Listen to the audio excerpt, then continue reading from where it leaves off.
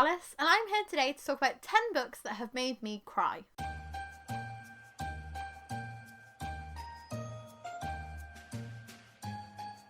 I don't know what made me decide that the middle of Bookmas would be a great time to share some sad books, but I was looking back on my channel and it's one that I haven't really done. I've mentioned some books that have made me cry, and there aren't that many of them, but I've never done a dedicated video about books that have really made me feel something. So I thought today I would revisit 10 of my favourites that have made me cry. Well, one that isn't a favourite, but one that's a very memorable moment for making me cry. And I'd share them with you. I might do a part 2 to this video because there are a couple others that it was like it brought a tear to my eye, which means like I welled up but I didn't actually cry. But these were the only ones that I could either remember crying at or my reviews said I cried at. So these are the saddest books that I've ever read, apparently.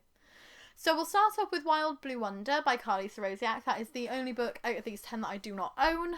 It's Alyce's second novel, and it's about a boy who drowns at a summer camp and the people that he's left behind. So it's like the girl goes back and she is grieving for him because it's her first time there without him, and she's looking back at this summer and the way that she's lost him and kind of working out how she's going to live her life without him in it. And this one really hit me hard.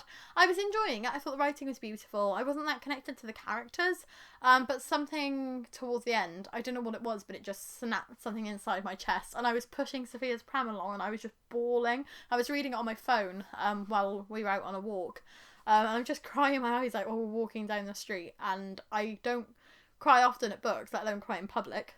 Another couple of books that made me cry in public were Girl in Pieces by Kathleen Glasgow and Countless by Karen Gregory. Both of these I can clearly remember made me cry on buses. So Girl in Pieces is about a girl who is just coming out of a hospital where she's been hospitalised because she attempted to commit suicide, and she is recovering. She's just, it's very, very relatable. The fact that she's like that desperate, and the fact that self-harm seems like her only kind of solace. It's something I related to extremely deeply, and it did make me cry a lot. But I didn't find it as sad as I thought I was going to. Like, this one didn't demolish me, it just made me feel a little bereft, but feel quite seen at the same time. But I definitely recommend this one, and this one's a debut novel, and so is Countless. There seems to be something about debut novels that can hit me harder than most other books.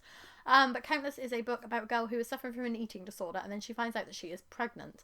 And I don't know why this one hit me as hard as it did. It was quite a while before we had either of the babies. I think I might have read this a couple of months before I got pregnant with Sophia. But I've had problems with eating in the past. It's always been something that I've struggled with, body image, self-image, all those kinds of things. And reading the story, I can't remember, Hedda, reading Hedda's story just really called to me. Yeah. I need to reread this one because I think it would make me cry just as much second time around. But seeing the way that Hedda responds to the news that she is pregnant and the way that it all plays out just really was a tearjerker. All of Karen Gregory's books are amazing, by the way. So if you haven't read any of her books yet, she's also written Skylarks and I Hold Your Heart, and I've given all of them 5 stars. She is one of my favourite authors. I'm eagerly awaiting book 4 if she writes another one. So if you haven't read Karen Gregory yet and you like hard-hitting YA contemporary, definitely check her out. The next book that made me cry is one that I've been mentioning on my channel recently, and that is Fragments by Kate Gross. This is a non-fiction book written by Kate as she was dying from cancer. She was writing it as a chance to leave a book for her children to read when they're older so that they could feel as though they knew her. And just even the dedication at the beginning made me absolutely bawl my eyes out. The first couple of chapters I had to stop reading a few times and just put the book down so that I could ugly cry and like just heave these sobs, because it's so inspirational. The fact that she's facing something so bleak and so devastating and she still wants to contribute something positive to the world and give other people in this situation something to comfort themselves with. And I was thinking of unhauling it because I don't think it's one that I would read again.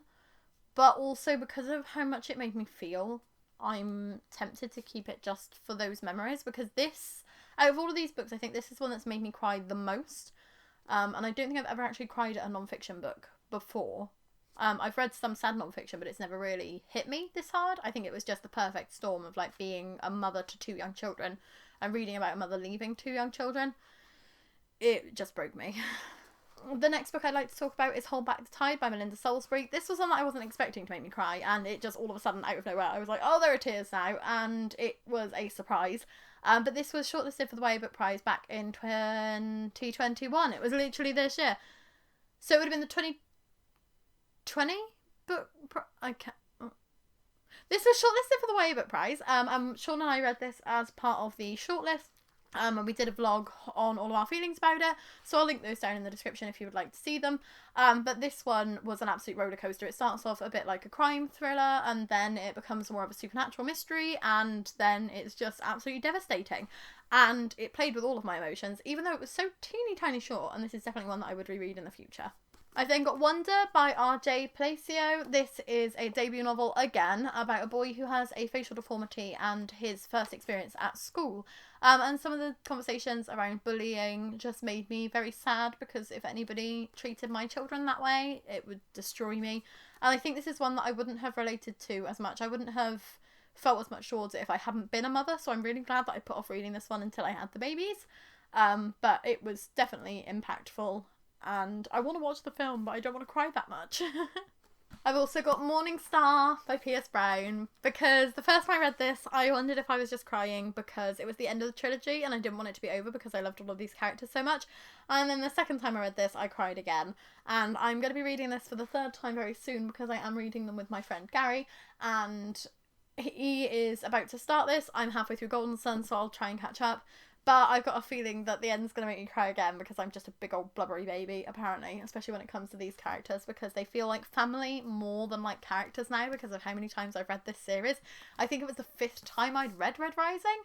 And Lightbringer isn't even... Well, Lightbringer hasn't officially been announced yet, whether that's going to end up being Book 6's title. Like, Lightbringer isn't out yet, and we're reading them quite early, so I might end up trying to squeeze in another reread before Lightbringer comes out, because these books are just really helping me with my mental health at the moment, because there's something comfortable to come back to. And they're also really helping me get out of this reading slump, because, like, I'm reading, and it's nice. Because they're my faves. But also sad. Another book that I've read twice and made me cry both times was Strange the Dreamer by Laini Taylor. I was reading this to Sean the second time I read it. I didn't think it was going to make me cry, and then the next thing I had to stop and put the book down because I was howling. If you've read it, you'll know. If you haven't read it, read it, because it's beautiful and lyrical and magical, and Laini Taylor just takes you on such a journey, and these characters are amazing, and this world is amazing, and I wish that she would explore it further. And Muse of Nightmares almost made me cry. It might have made me cry like a little bit, but not as much as this one, so I put this one in here to represent the series as a whole. Another series ender that made me cry was Death Set Sail. Again, don't know if this would make me cry on a reread, but because this was the last book in this series and it was saying goodbye to Hazel and Daisy and these characters that I have grown to love over years and years of reading. Like, I started reading these just before Sophia was born. So she was born in the March, I read them all in the February. So it's been 3 years that I've been reading this series. I've still got the last short story collection to read, and just letting go of these characters was really difficult for me. So I cried at the beginning, I cried in the middle, I cried at the end, I cried at non-sad bits, I cried at happy bits. I just cried basically all the way through this, but I loved every second of it. And the last book that made me cry, on a bit of a downer, is The Fault in Our Stars by John Green. Is it because there are teenagers dying of cancer in here? Is it because it made me think of my own morality? No, it's because... Morality? Mortality? What was I going for there? Was it because it made me think of my own impending death and the fact that life ends for everybody? No, it was because there's a bit where he literally, like, rips off himself. He uses one of the most impactful lines from Looking for Alaska, which I've just realised should have been on this list, because that line made me cry for days. That whole book made me cry for, like, months. But this one rips off a line from that book, and I was just so frustrated that I threw it across the room. Not this hardcover copy. I had another copy. I bought this in a charity shop afterwards because it was red and cool. But I threw it across the room. I was so angry, and I just burst into tears because I was so frustrated and mad about it. So this is the only book that I can ever remember making me cry out of anger. But also, I should have put Looking for Alaska in here, because Looking for Alaska, I was rereading passages and crying and crying and crying for months after I read it. So I don't know why I didn't think of this one. That one, but I thought of this one. But those are 10 books that have made me cry, and quite clearly, based off of the end of this video, I could already start planning a second list. If you like this video, please give it a like, and if you'd like to subscribe, we'd be super duper grateful. We're posting a new video every single day in December, so make sure to check back tomorrow to see what we're uploading then. And if there are any books that have made you cry that you would recommend me checking out, then please leave them down in the comments, and I will see if I can give them a read, and see if they make me feel as much as they made you feel. Thank you for watching. Bye!